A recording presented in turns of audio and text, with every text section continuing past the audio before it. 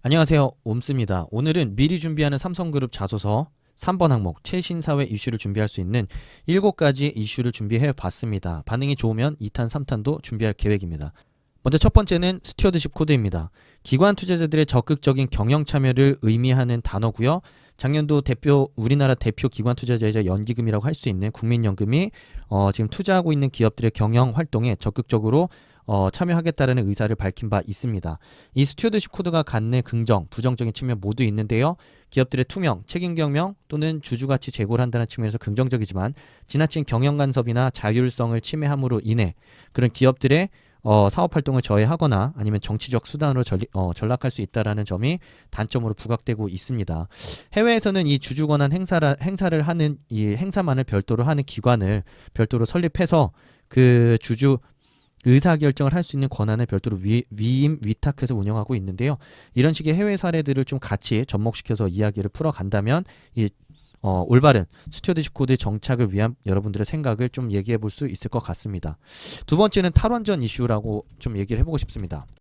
탈원전으로 인해서 그 부족한 에너지 생산에 대한 이 부족한 부분을 다른 에너지원이 대체함으로써 지금 발전 단가가 계속해서 상승을 하고 있습니다. 이로 인해서 한전은 작년도에 이미 대규모 적자를 실현한 바 있고요.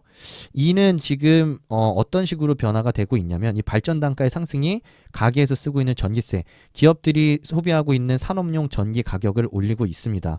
이는 장기적으로 봤을 때는 기업들의 수출 경쟁력이나 가계의 물가 상승으로 인한 생활 부담으로 이어질 수 있는 만큼 탈원전에 대한 논의가 다시금 이루어져야 되지 않나라고 생각을 합니다. 세 번째는 자동차 산업의 구조적인 어려움이라고 얘기해보고 싶습니다. 작년도에 현대기아차, 금년도였네요. 작년도에 신용등급이 하락했습니다. 그 정도로 실적이 악화되고 있고 판매량도 제대로 나오지 않고 있는데요.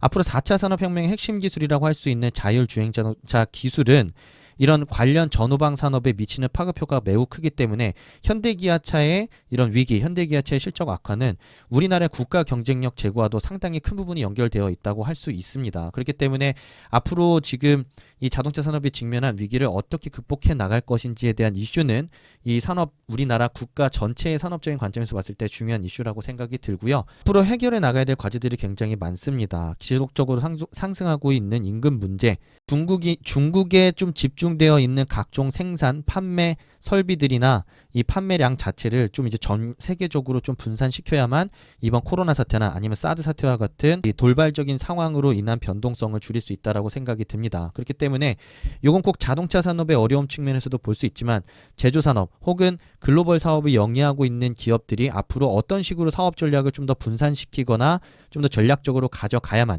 이런 리스크에 선제적으로 대응할 수 있는지, 이런 위기에 능동적으로 대처하고 돌파해 나갈 수 있는지에 대한 여러분들의 생각 좀 이야기해 볼 수 있을 것 같습니다. 네 번째는 현금성 복지 그리고 그 효과에 대한 여러분들의 생각을 얘기해 보면 좋겠습니다. 작년도보다 금년도는 그 예산이 10% 이상 더 늘어난 500조 이상의 예산이 국내 금년도 예산으로 편성이 되었습니다. 하지만 주요 이 세수라고 할 수 있는 법인세 수익은 작년 대비 급감을 했고, 그리고 실제로 2019년도 대한민국 대기업군에 속한 기업들의 실적도 급속도로 악화되고 있습니다.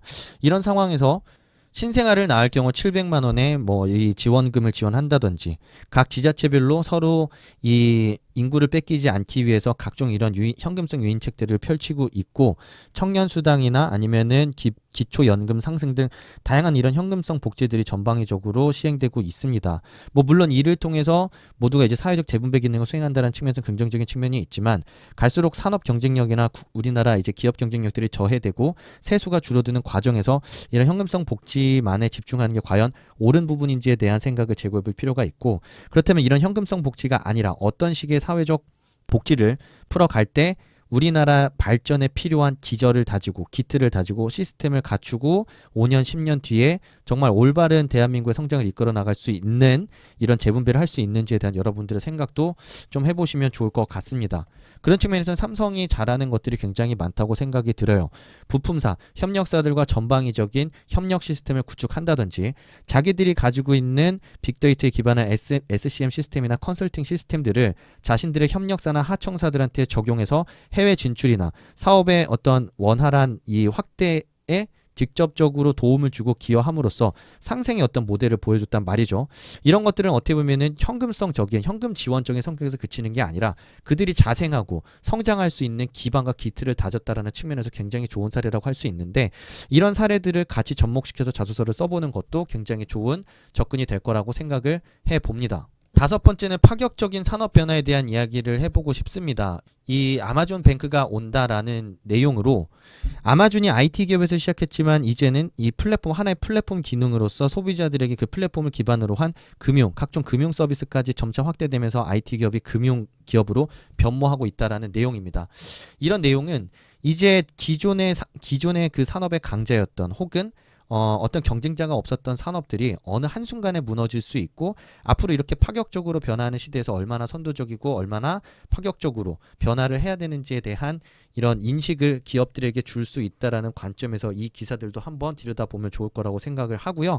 아마존이라는 기업이 가지고 있는 이 플랫폼으로서의 강점을 기반으로 해서 개별 기업들도 이런 플랫폼 사업 전략을 어떤 식으로 가져갈 수 있는지에 대한 아이디어도 좀 간략하게 제시를 해보면 좋지 않을까 생각을 합니다.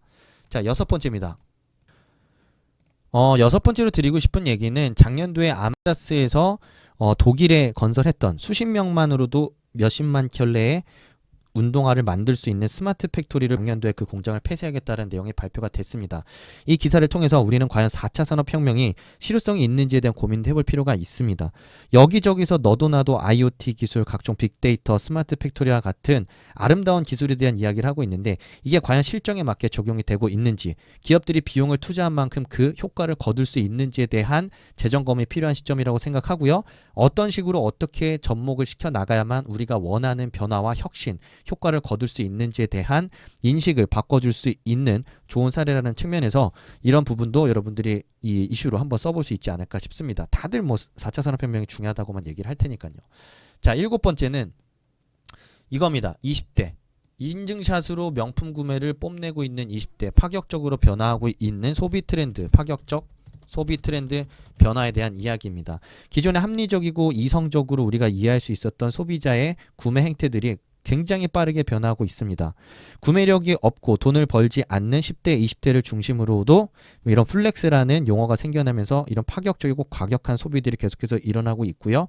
시대 흐름 변화에 맞게 기업들도 계속해서 고객들의 분석만 해서 그들의 니즈를 읽을 수 없는 시대가 됐습니다. 기업들은 어떻게 해야 소비자들의 니즈를 선도적으로 잡을 수 있을 거라고 생각하는지, 소비자들의 트렌드는, 생각은, 행동은, 심리는 어떻게 변화하고 있는지에 대한 여러분들의 생각도 밝혀볼 수 있을 거라고 생각을 합니다. 예를 들면 미래보다는 현재의 가치를 중요하는 소비, 그리고 가심비가 중요하다는 그런 트렌드, 그리고 노인이나 그 중장년층도 자신들의 가꾸고 자신들을 드러내는 소비를 적극적으로 지향한다라는 이런 액티브 시니어라는 이런 신조어들도 굉장히 이런 변화하는 파격적인 소비 트렌드의 변화를 읽어낼 수 있는 키워드라고 생각을 합니다.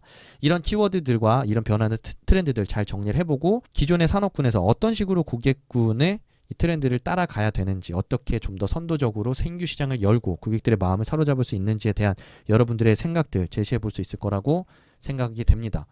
오늘 1탄 7가지 이슈는 여기까지 마무리하고요. 이후에 또 좋은 내용으로 다시 찾아오도록 하겠습니다. 감사합니다.